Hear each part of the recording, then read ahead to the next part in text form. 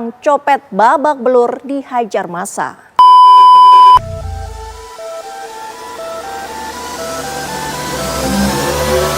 Dalam hukum Islam, kasus pencurian yang berujung pada pengeroyokan oleh massa hingga pelaku babak belur memunculkan dua persoalan hukum yang berbeda. Hukum bagi pelaku pencurian, pencopet. Dalam syariat Islam, pencurian termasuk dalam tindak pidana hudud, yaitu kejahatan yang hukumannya telah ditetapkan secara tegas oleh Al-Quran dan Sunnah. Hukuman untuk pencuri adalah potong tangan. Namun hukuman ini tidak bisa diterapkan begitu saja. Ada beberapa syarat ketat yang harus dipenuhi.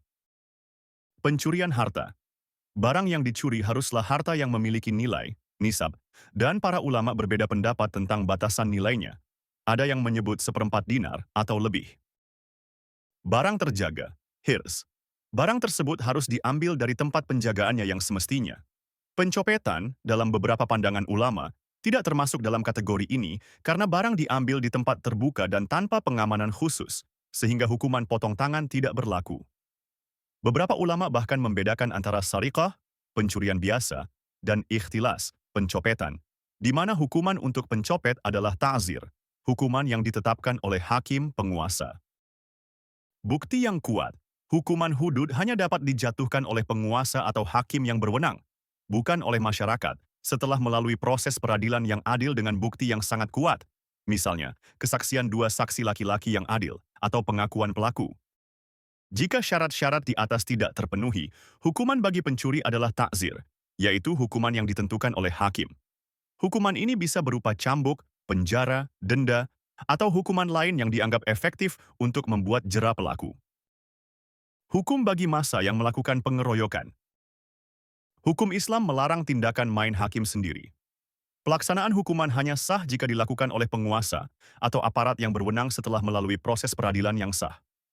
Pengeroyokan oleh massa yang mengakibatkan pelaku babak belur, meskipun si pelaku adalah pencuri, tetap merupakan pelanggaran hukum. Hak dan kekuasaan penguasa. Dalam Islam, kewenangan untuk menjatuhkan dan melaksanakan hukuman, baik hudud, qisas, maupun ta'zir, sepenuhnya ada di tangan penguasa. Tujuannya adalah untuk mencegah kekacauan, menjaga ketertiban, dan memastikan keadilan ditegakkan dengan benar. Hukum penganiayaan. Pengeroyokan yang mengakibatkan luka atau cedera pada tubuh pelaku, termasuk dalam tindak pidana penganiayaan.